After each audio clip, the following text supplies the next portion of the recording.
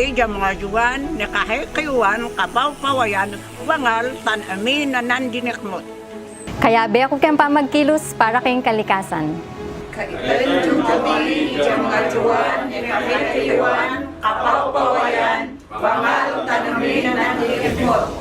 Kasama ako sa pagkilos para sa kalikasan. Mabulig ako sa pagkayo sang aton palibot. Matama ako sa pagbulong kalsatuyang kapalibutan.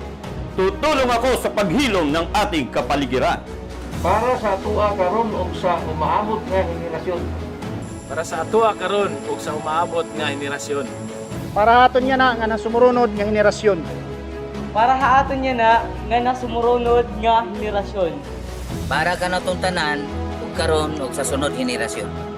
Para niyan tanan daw, wa ito gapo tanawan. Para aura ng siguiente henerasyon. Ikaw ug ako kitang tanan adunay katapos sa pagbuhat. Ikaw at ako, lahat tayo ay may magagawa. Dahil ikaw, ako, tayo ang kalikasan. Ika, siyang tatayo ni Aglaw-law. Bakit ganun? Ang dami ng taong mahilig mang-steer. Dadagdagan pa ba natin? Alam niyo bang batay sa National Solid Waste Management Commission Resolution 1363, Series of 2020, ipinagbabawal na po ang paggamit ng single-use plastic ng national government agencies, local government units, at iba pang opisina ng gobyerno para maibaba ang bilang ng solid waste. Ang mga plastic steerer, kagaya po ng hawak kong ito, ay pagkaliit-liit pero hindi nagde-decompose, kung kaya nagiging tambak na microplastic at nagbabara sa mga daluyan ng tubig. Alam niyo po ba nung nalaman ko to? Gusto ko na gamitin ang daliri ko sa pagtimpla ng kape. Teka, meron naman palang kutsara. O nga naman, bakit hindi na lang natin yung gamitin, di ba? Ako po si Ronnie Liang, sumusuporta sa panuwagan ng Department of Environment and Natural Resources at nag-iiwan ng isa na namang basura breakup hugot na. Dapat ipagbawal na ang mga nangi-steer. Paasa lang sila at nagiging tambak. Bring your own reusable.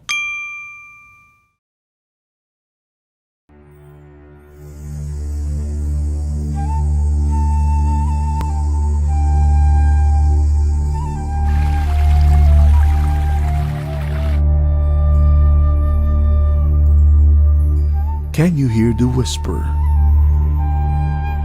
The nature inviting you to listen to its voice in the tender breeze that wraps around you. Through their eyes that smile and their heartful laughter, the land that is their heritage, rich in history and a glorious past.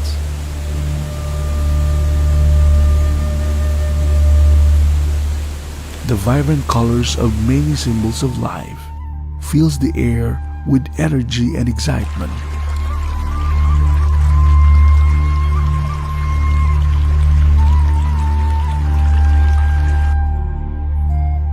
From up the mountains down to the depths of the waters, nature is abundant, wanting to be discovered.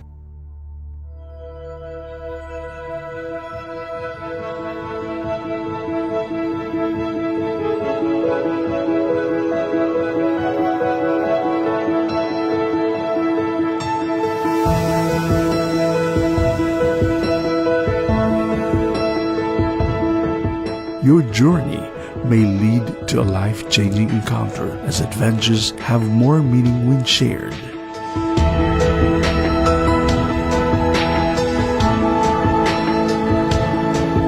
Each exotic experience and the sensations will be vividly remembered.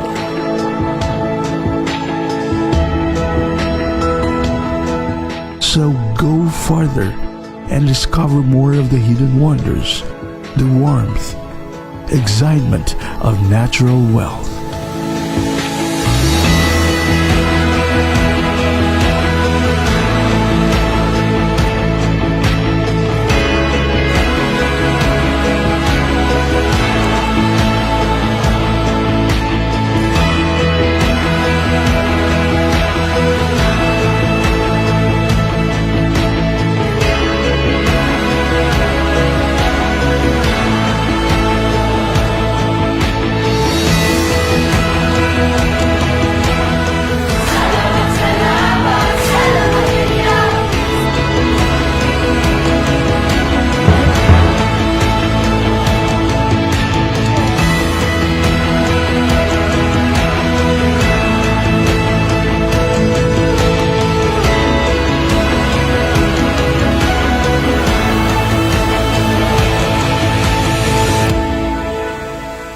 there's always something new to be discovered, new adventures to experience, and new encounters when you heed nature's call.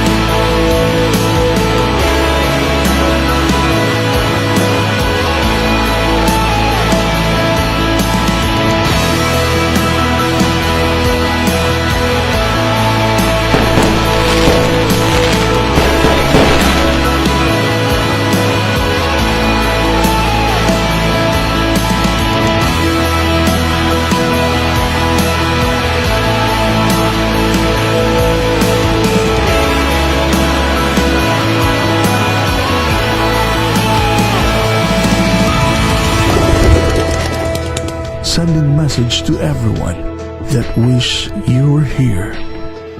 Discover the place. Discover Agusan del Sur.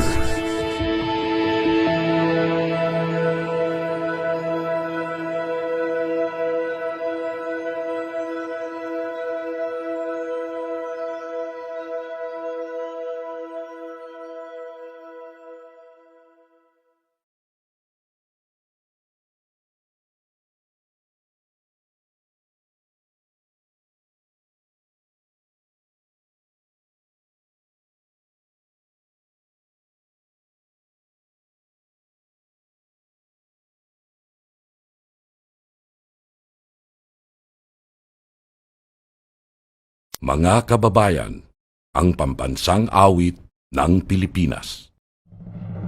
Kayang magiliw, telas ng sinakalan, alam ng puso, sa dikit mo'y buhay. Lupang hinirang, tuyag ka ng magiting, sa manlulupin, di ka pasisigil, sa nagatak tutok sa simoy at sa langit mong pagaw. Hinatang tulang awit sa paglayang minamahal. Ang isang ng matawad mo'y tagumpay na nag-iingin. Ang bituin at araw niya kailan pa may di magtitingin. Luman ang araw ng walhaging pagsinta, buhay langit sa piling mo. Ang inigaya ng pagkay mga amin, ang mamatay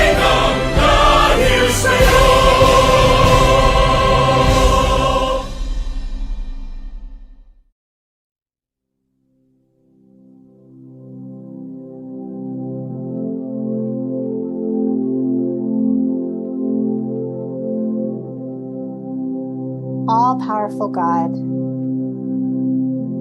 you are present in the whole universe and in the smallest of your creatures. You embrace with your tenderness all that exists. Pour out upon us the power of your love, that we may protect life and beauty. Fill us with peace, that we may live as brothers and sisters, harming no one. O God of the poor, help us to rescue the abandoned and forgotten of this earth, so precious in your eyes. Bring healing to our lives, that we may protect the world and not prey on it, that we may sow beauty, not pollution and destruction. Touch the hearts of those who look only for gain at the expense of the poor and the earth. Teach us to discover the worth of each thing, to be filled with awe and contemplation, to recognize that we are profoundly united with every creature. as we journey towards your infinite light. We thank you for being with us each day. Encourage us, we pray, in our struggle for justice, love, and peace. Amen.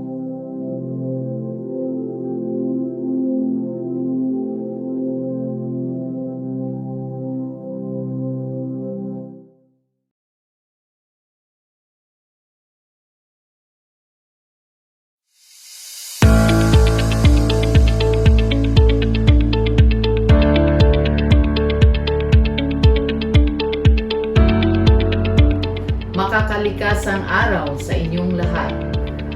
We, in Agusan del Sur National High School, seek to preserve, extend, and communicate truth and apply it to human development and the preservation of the environment. We specifically seek to mainstream sustainable development so that it is a major consideration in planning and decision-making in both the school and the larger society. Reduce disaster risk due to climate change and other geohazards, and in the process, build resilient communities and develop a responsive citizenry and build a sustainable school that can be shared with other institutions and communities. The quest for Mr. and Ms. Cleanikasan 2022 is one of ASNHS initiatives to promote sustainable and eco-friendly practices. Tayo ang kalikasan.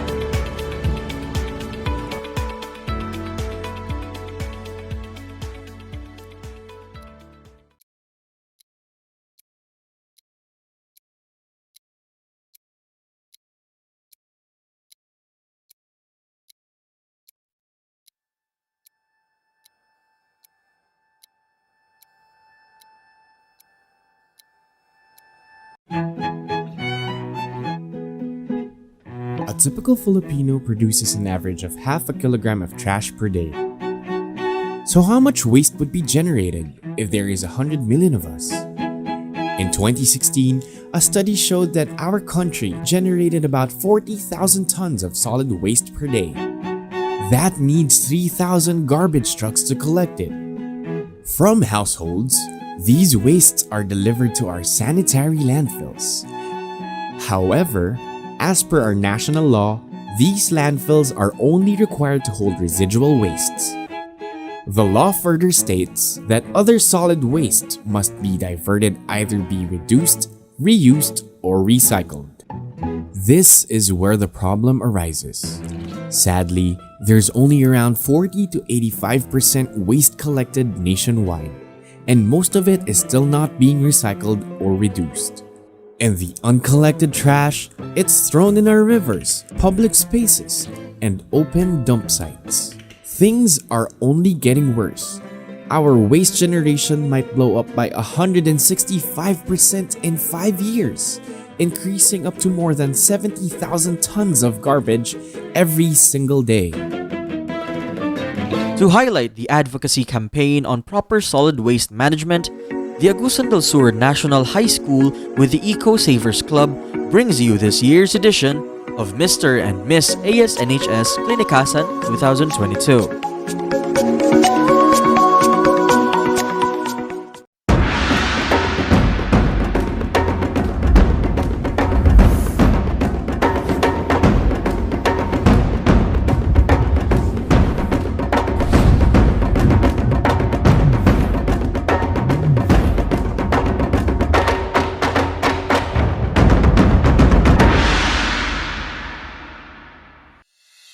Seven male eco-warriors and 10 female eco-beauties with one common goal in promoting ecological awareness and sustainable development.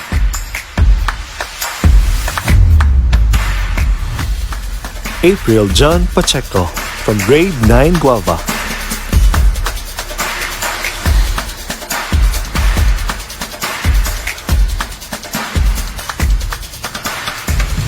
Ivan Kent D.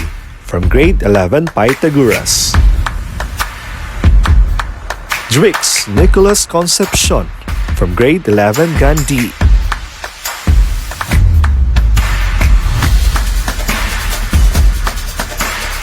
Fratsi Blair Camiging from grade 10 Archimedes. Mort Joseph Bigaran from grade 12 Copernicus.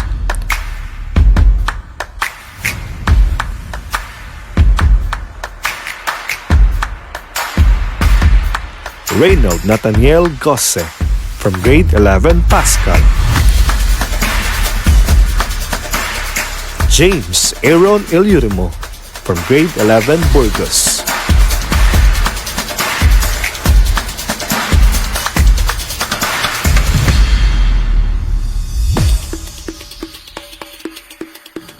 Paula Jean Florentino from grade 7 Mahogany.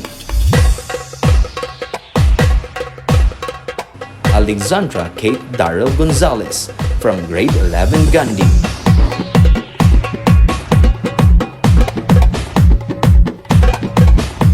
Crystal Allen Salvania from grade 11 Pythagoras.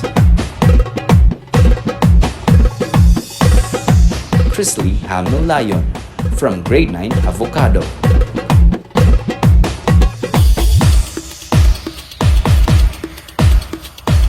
Alena Kate Naparuta from grade 9 Lavuso.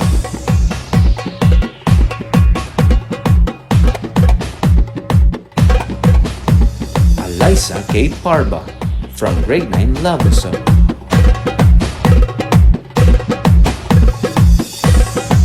Julia Ashley Ladika from grade 8 Anthorium.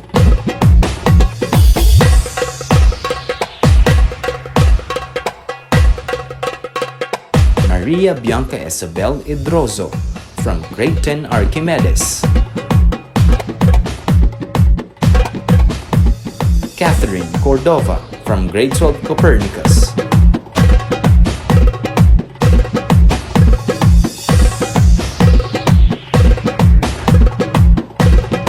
Riza Untua from grade 11 Burgos.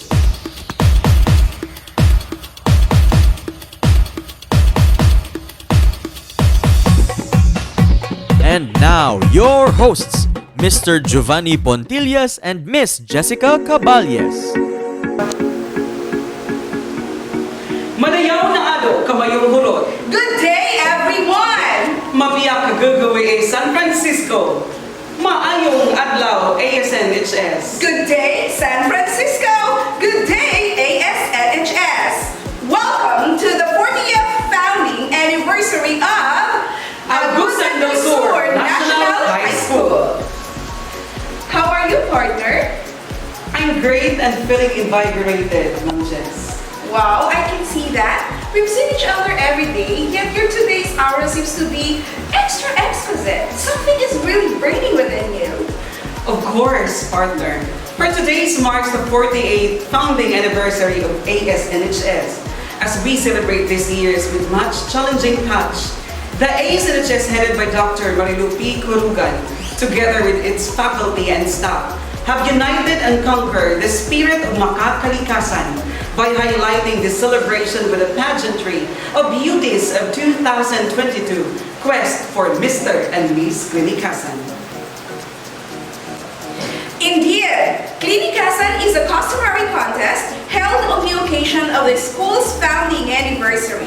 This pageant not only showcases the beauty and creativity of our candidates, but it also serves as a platform to promote the school's sustainability and eco-friendly schools program as we compete in the search for global sustainable schools, which is attended by a variety of learning institutions from all over the world.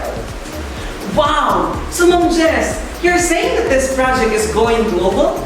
Yes, of course, partner, you are correct. And all of this would not be feasible without this group of individuals. We would like to express our gratitude to Dr. Marilu P. Kurugan, the head of this institution, for her unwavering and undying support. also would like to acknowledge the grade level chairs. For grade 7, Ma'am Maylani G. Ladra.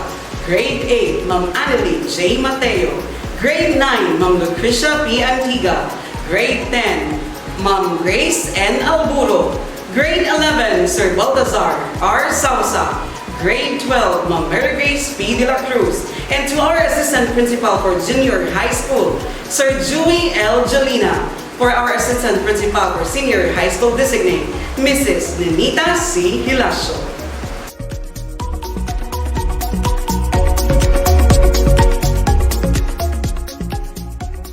And of course, we have invited several personalities who have evolved themselves to be true winners in their own field of endeavor. Ladies and gentlemen, let us virtually meet our panel of judges.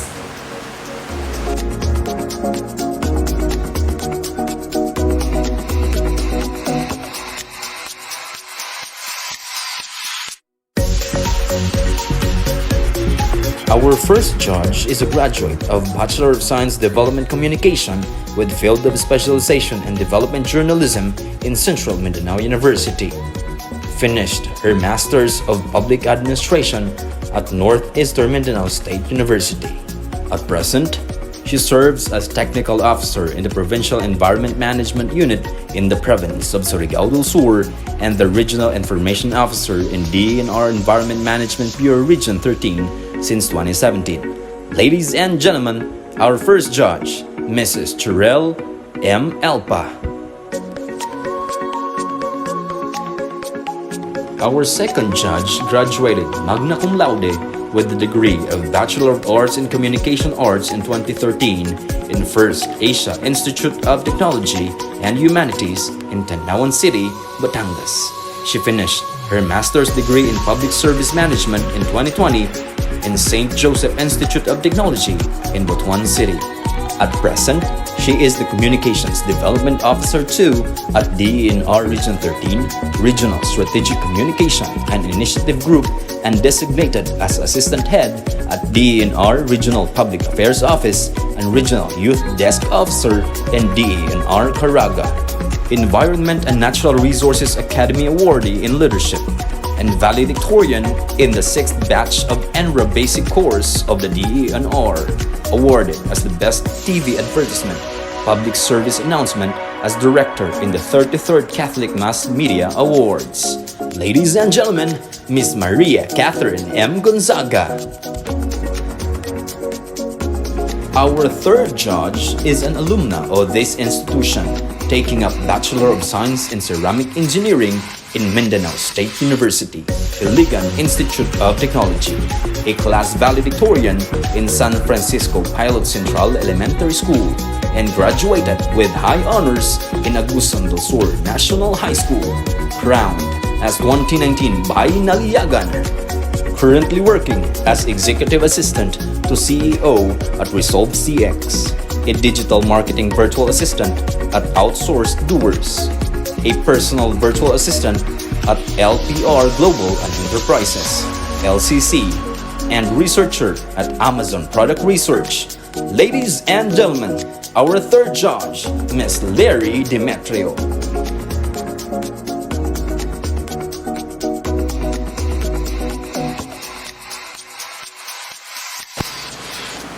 Of course, in order to make a fair and unbiased decision, our panel of judges is guided by the following criteria for judging. And here are the criteria for judging. For trash and show competition. For environmental advocacy video.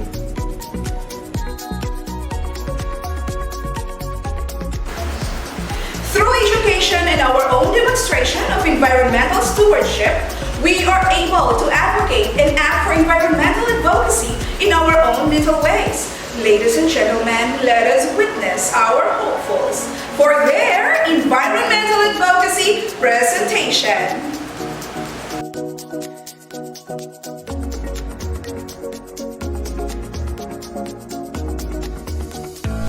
April John M. Pacheco, 14, from grade 9 Guava. One of the most efficient ways to support recycling is to purchase products made from recycled materials. Maybe by now, you are not aware of how important this act can make a change to the world. However, the efforts involves not only recycling existing products, but purchasing products that have already been recycled. It is easy to purchase the products that are made from recyclable materials. All this effort should be appreciated because they all lead us to a better life and better world. Thank you. A clean environment plays a crucial role to live a peaceful and a healthy life. For this reason, we have to bear in mind that being a student is not just to learn and acquire new knowledge in class. We also need to learn how to be responsible and managing our nature or our environment itself. Join me as I go on with my platform called Transform the Earth. You see, the Earth is slowly damaging. Trash here, trash there. It is awful and devastating. And my advocacy aims to preserve our environment. We should, as students and as a youth, should actively seek to mitigate any damage and to bring balance back to the Earth in the best possible and most effective ways. Practice an eco-friendly lifestyle. Let us help the Earth as our well-being solely depends on this planet. And I believe that the Earth is a fine place and is worth fighting for. Tayo ang kalikasan. As I went on Mount Magdiwata, I asked the locals, "What are your thoughts about us coming here?" They answered, "We are scared that the trees in our land will be cut down. We are scared of people putting guns in our faces if we try to protect our nature." These locals are fighting for our future, and as a youth, we can make change if we dare to. Deforestation, kainging system, and water pollutions are the main problems that the locals are facing.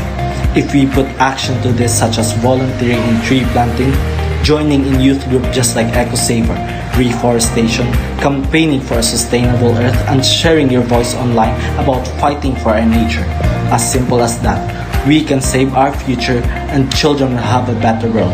At the end of the day, we are the future, and if we make small changes, then we will rise and have a bigger change. I am Drexicolas P. Concepcion, Humanities and Social Sciences, Section Gandhi.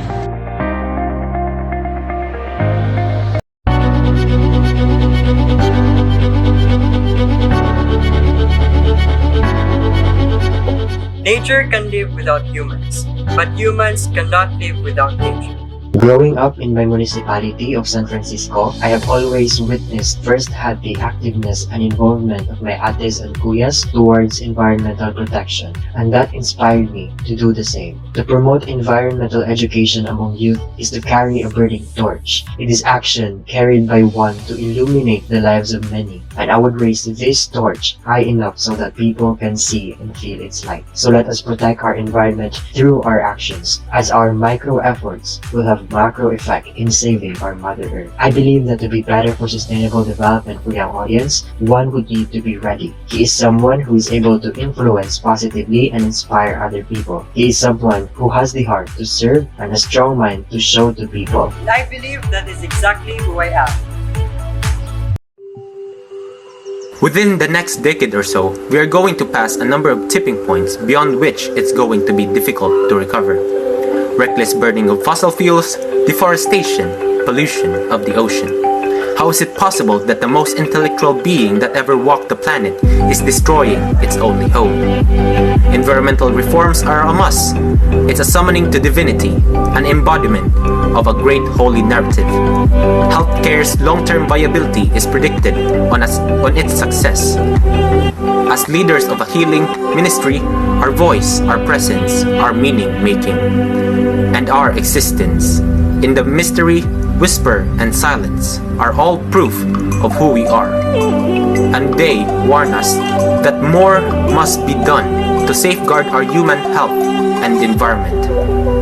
I am candidate from grade 12 in Cleanikasan 2022, calling to amplify to help make sense of climate change and other eco-justice concerns in language that's real and tangible. I am Mark Joseph Obigaran, your Eco Warrior.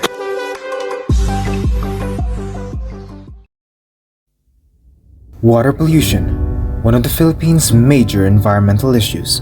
It pains me to realize that approximately 9 million Filipinos rely on contaminated water. with some becoming ill as a result. If we don't do our part to keep our surroundings clean, our waste will cause floods affecting our water resources. In my case, I live in a seaside town, and I can imagine what would happen to these beautiful landscapes and marine life if they were harmed by water pollution. I also happen to be a member of our school's Eco Savers Club, and as a result, I've adopted the organization's morals and values. So I encourage you, my fellow students, classmates, and friends, to do your part in making the environment a better place for us and for the future generations to live in. This is Reynold Nathaniel C. Gosse of Grade 11 Section Pascal saying, become an advocate for the betterment of the environment. Bay, ano hinahanap mo? Hanap sana ako ng sapatos na gawa sa balat ng crocodile. Dahil napaka-unique raw. Kahit mahal, bibilihin ko. Ganun ba, Bay? Okay. Bago natin hanapin, tingnan mo muna kung paano sila ginawa.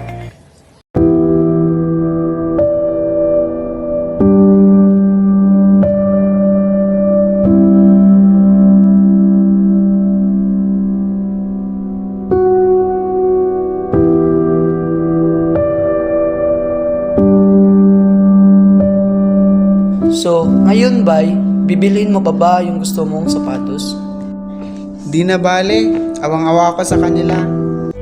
Alam mo ba, ayon sa PETA Organization, bawat taon, bilyong mga hayop ang nakararanas ng pang-aabuso para magawa ang mga bagay na ito. Talaga ba? Oo, Bay. Kung maipagpatuloy pa ang ganitong gawain sa madaling panahon, hanggang zoo o larawan na lang natin sila makikita. Bago bumili, maging mapanuri sa pagpili ng mga bagay nang walang kaakibat na pang-aabuso sa mga hayop.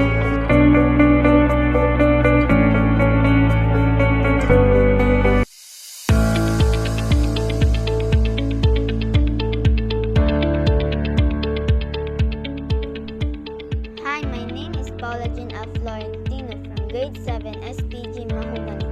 In our current time, our planet is facing severe environmental crisis.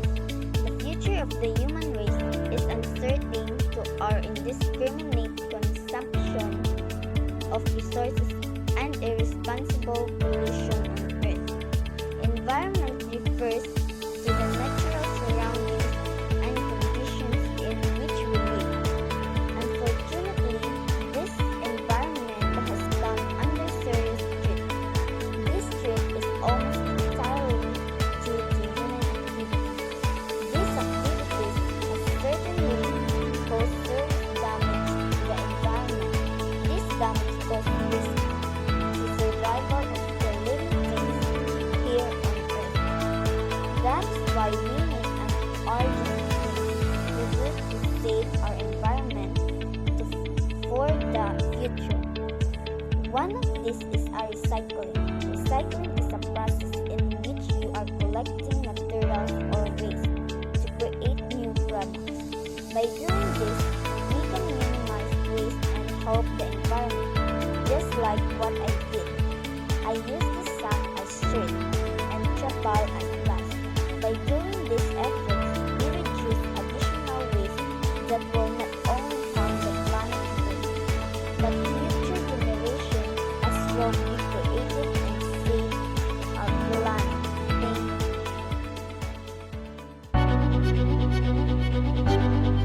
Once, the world was at peace, and its beauty was absolutely stunning. Through our actions, we are destroying nature and puts the life of the future generation in danger. I, Alexandra Kate Daryl Gonzalez, an advocate to sustain and maintain self-discipline amidst pandemic, promoting and reviving environmental activities again. Targeting our youth as a grade 11 humanities and social science student, I am encouraging every one of you to reduce, reuse, and recycle. By these 3 simple R's, we help our Mother Earth as this will conserve natural resources that will benefit our future and save us later. The path towards the new beginning is within you. To save nature is to save us. If not us, then who? You are what you wear. As e-commerce platforms are on the rise, we have been obsessed with shopping, specifically fashion and clothes, resulting to a mass production of cheap and affordable clothes to meet our demands. That's called fast fashion. By using cheap and dirty fabric, it is causing all kinds of pollution to our environment. Generally, we are more likely to buy than to wear the clothes we already have. And if this continues, we'll just keep on adding clothes to our closet that we'll use maybe once, twice, and then disregard. This is why I encourage everyone, especially the youth, to join my campaign with the hashtag #QuestionFashion to promote environmental sustainability in the fashion industry. By using social media platforms, we will exchange questions, answers, and information on sustainable fashion. Slowly, we will become better consumers. Dahil tayo ang nakikinabang, kaya tayo rin ang tagapangalaga. Tayo ang dahilan, kaya tayo ang solusyon. Tayo ang kalikasan.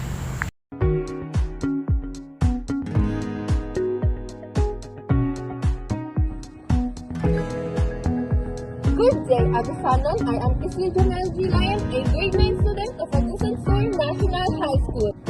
I believe that more people need to view tourism as not simply artistic man-made structures on theme parks and restaurants, adding that ecotourism is a timely program, not only to attract people to a place and provide jobs, but more importantly, to raise awareness about the environment. The whole world now is becoming more and more aware of how important it is to preserve the beauty of the environment. Ecotourism is a great way to attract people to a city. It helps build commerce, giving people more jobs, but most importantly, it's a very persuading reason to encourage people to look after the environment. We are committed to building a more sustainable future, and together we must work towards it. But how? The guidelines to reducing pollution, waste, and damage to nature is already ubiquitous at test. Yet, we're still on the verge of losing our home in the coming millennium or less. Nature dying, plants thriving, animals inexisting, humans still having the satisfaction to neglect everything when it comes to nature. But when will we change? We keep saying that we would change and keep Mother Nature safe, but exactly when? It's not the guidelines, nor is it nature that's being harsh. It's because we have been harsh to her in the first place. The key to save Mother Nature is presented right before our eyes. It's to abandon our ignorance and start doing something for the place we so adore. And only by then will we save the earth from tearing into oblivion and escape the inevitable destruction as a result from our actions. Nothing will change if we do nothing. As a youth, we shall not wait to become the future leaders. We transform into them today and act.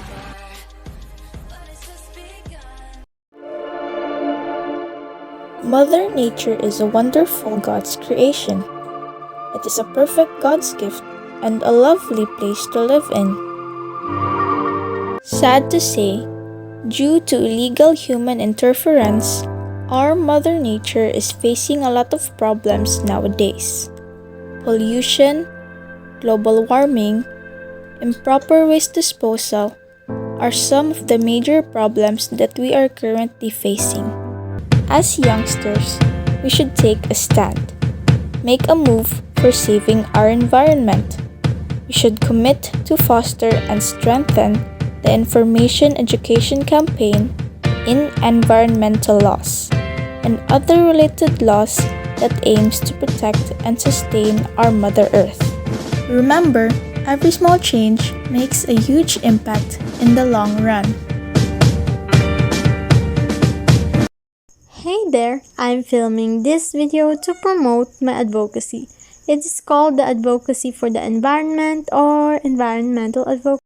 Now, not only my country, the Philippines, but the whole world is conducting a mistreatment to our environment. A lot of trees are being cut down and a lot of land is being destroyed.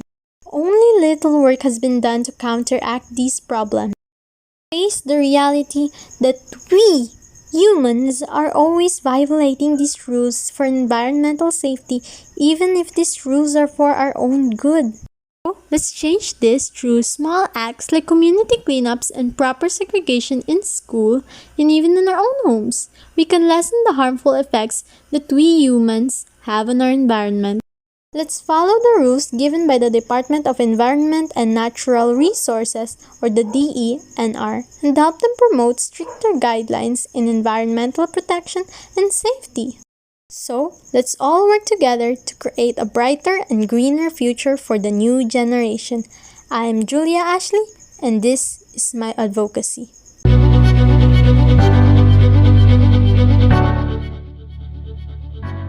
As a youth who loves going out with nature, I am capable in advocating people, especially my fellow youth. Environment is a precious gift of life, a wonderful paradise to live in. It is the home of the magnificent creatures that captivated each and everyone's attention. Uplifting one another in growing into a sustainable environment by being responsible citizens. Conserving nature by adopting environmentally sensitive practices by eliminating substances that could harm the nature. Let us uplift one another in using our voices in achieving a sustainable environment. Tayo ang kalikasan. Our future depends on our nature, Mother Nature. When she thrives, we thrive. When she falters, we falter, or worse. Everything counts. What you do counts. The nature is an example of a natural climate solution. It is a tool we can use to repair our broken climate. So, what should we do? It's simple. Protect and restore. The word is self-explanatory on what things should be done. This can happen everywhere. Many people have already begun using natural climate solutions, mangrove planting, tree planting, and cleanup drives. Now, we need to do it on a massive scale. Even students like you can be part of this. I, Catherine Cordova, candidate from grade 12 in Cleanikasan 2022, use this platform to spread awareness. How we choose to live each day, whether we regard or disregard the nature, does not affect her. One way or the other, our actions will determine our fate, not nature. Nature will go on. Nature is prepared to evolve. Are we?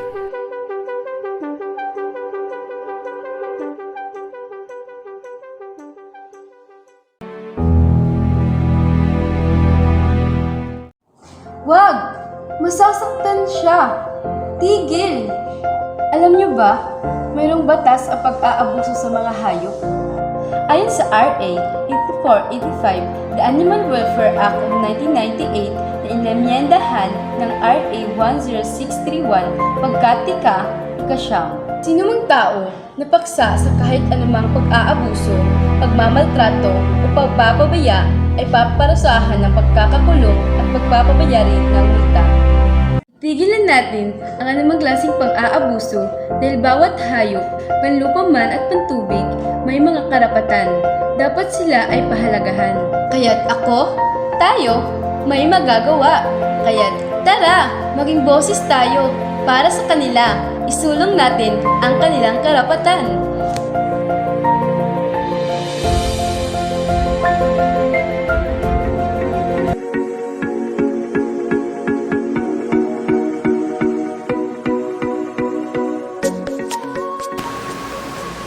You have witnessed our candidates lived up for their love for nature.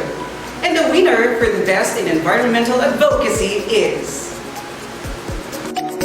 The nominees for Best Environmental Advocacy Male Category: Drix Nicholas P. Concepcion from Grade 11 Gandhi, Fretz C. Blair T. Camigin from Grade 10 Archimedes, Reynold Nathaniel C. Gosse from Grade 11 Pascal. And the Best Environmental Advocacy Male Category: Reynold Nathaniel C. Gosse from Grade 11 Pascal.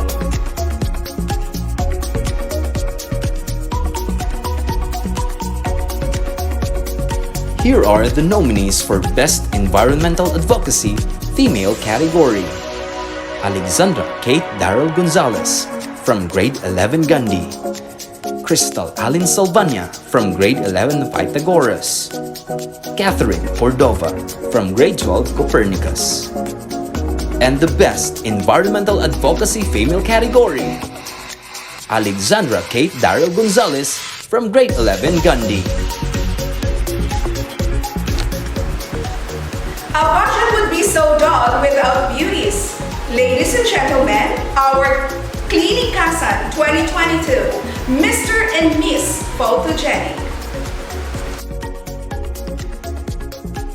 The nominees for Mr. Photogenic: Ivan Ken D.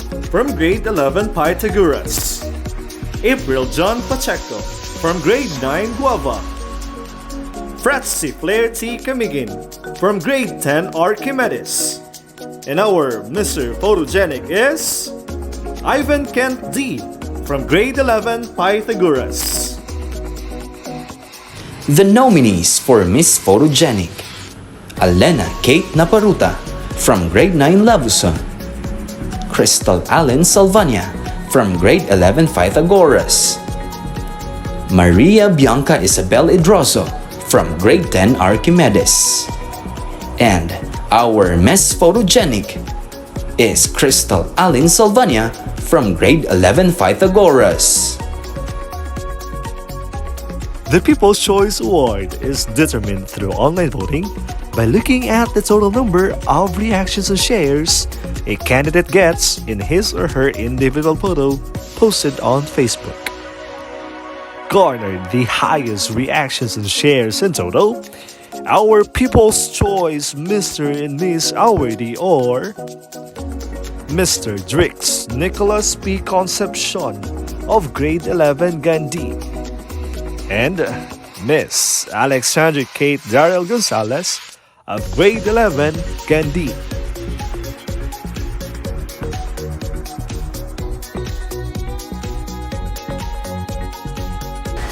And now, ladies and gentlemen, let us witness the creativity of these questers in turning the trash into something lovable. We are bringing close to you the questers of the 2022 Mr. and Ms Cleanikasan to show off their active and vigorous spirits in their fashion attire. Participants used their imagination and creativity to create and exhibit a wearable garment using materials from trash or recyclables into inventive and stylish fashion. Shake your body, baby, só pra mim. Tô ficando crazy, faz assim. Tô vendo que aprendeu direitinho. Tipo assim. E aí? April John Pacheco from grade 9 Guava.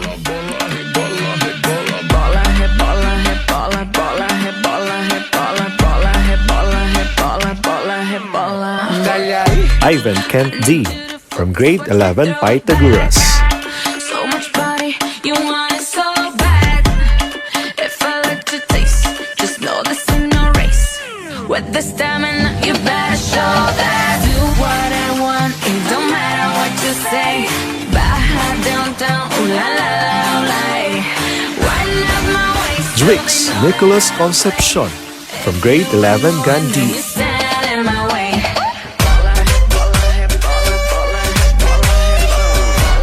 Fratzy Flair Camigin from grade 10 Archimedes.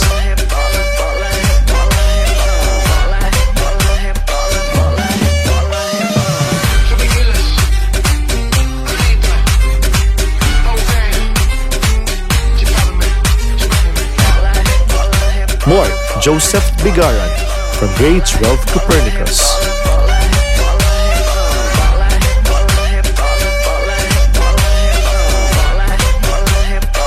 Reynold Nathaniel Gosse from grade 11 Pascal.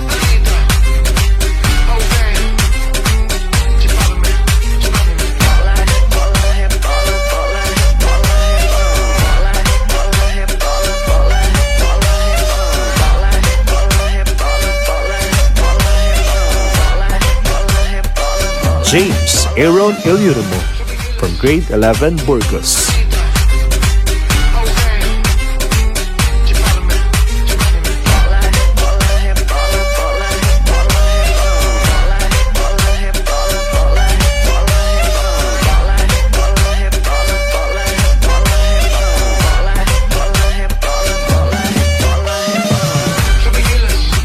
Paula Jean Florentino from grade 7 Mahogany.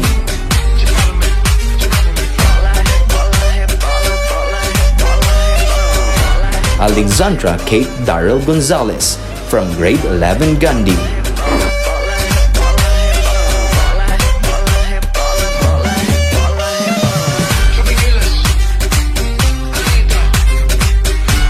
Crystal Allen Salvania from grade 11 Pythagoras.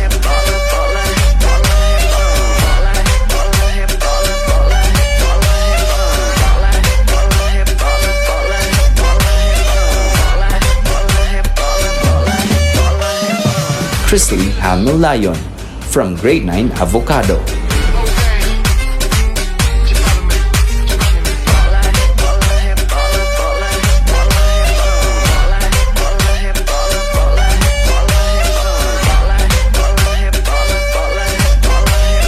Alena Kate Naparuta from grade 9 Lavuso.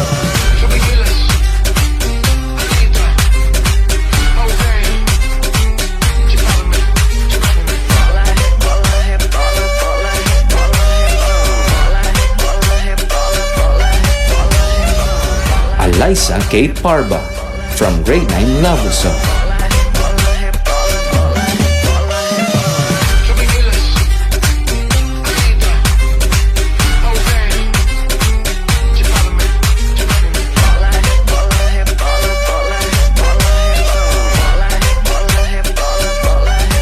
Julia Ashley Ladika from grade 8 Anthorium.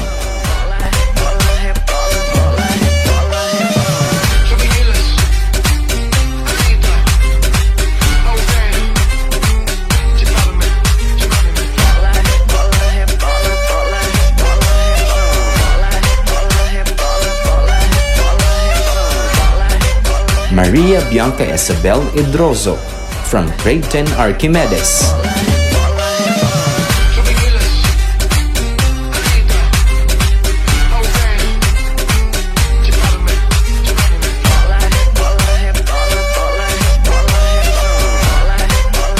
Catherine Cordova from grade 12 Copernicus.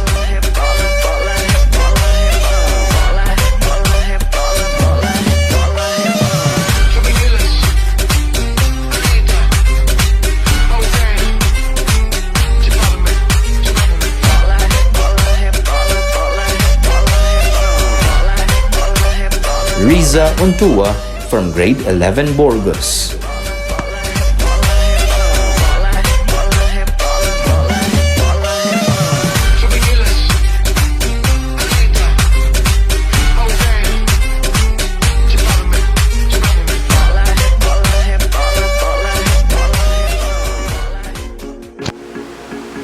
There you have them! Our candidates have displayed their wit and confidence. Candidates, the competition doesn't end there as everyone is still playing a good show. Of course, one of you has to be crowned the 2022 Mr. and Ms Cleanikasan. You are just one step away from your star.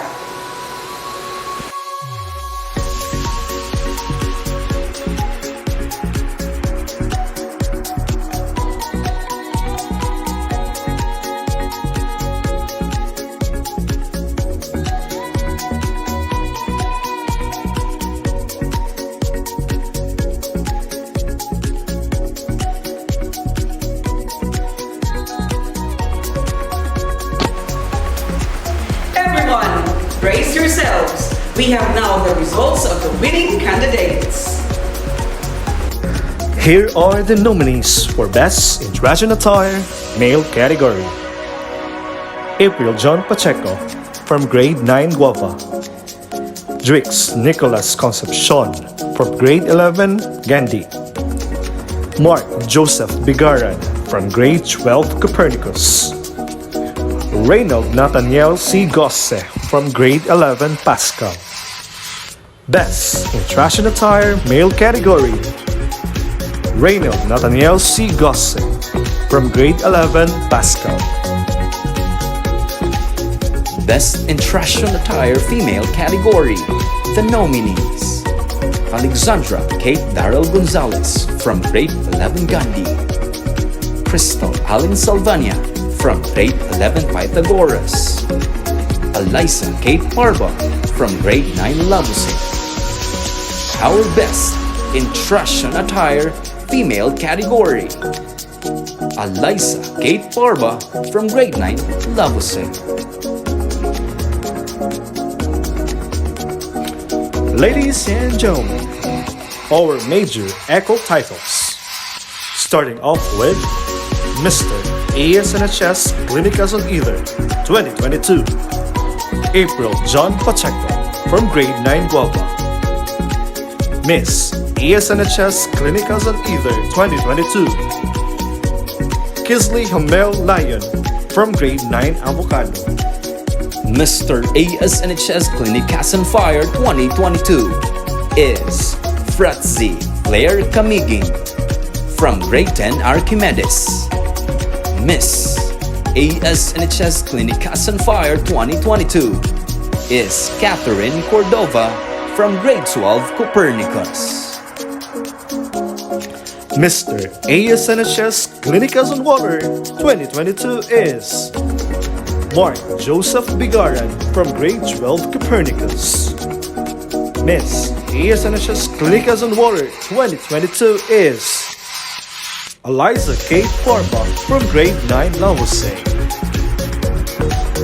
Mr. ASNHS Cleanikasan Air 2022 is Drix Nicholas B. Concepcion from grade 11 Gandhi. Miss ASNHS Cleanikasan Air 2022 is Alexandra Kate Darrell Gonzalez from grade 11 Gandhi. Our Mr. ASNHS Cleanikasan Earth 2022 is Reynald Nathaniel C. Gosse from grade 11 Pascal. Our Miss ASNHS Cleanikasan Earth 2022 is Crystal Allen Salvania from grade 11 Pythagoras. You have just witnessed the 2022 quest for Mr. and Ms Cleanikasan. This has been your host. I am Jessica Caballes from grade 11 Senior High School. And I am Giovanni R. Contillas from grade 12 Senior High School. Nagsasabi, isang makakalikasan adlaw ka natong tanan.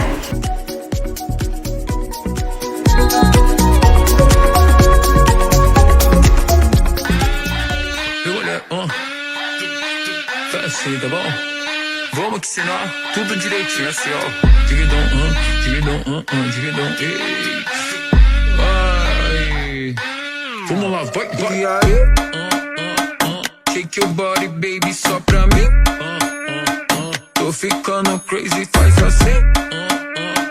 Tô vendo que aprendeu direitinho. Tipo assim. E aí?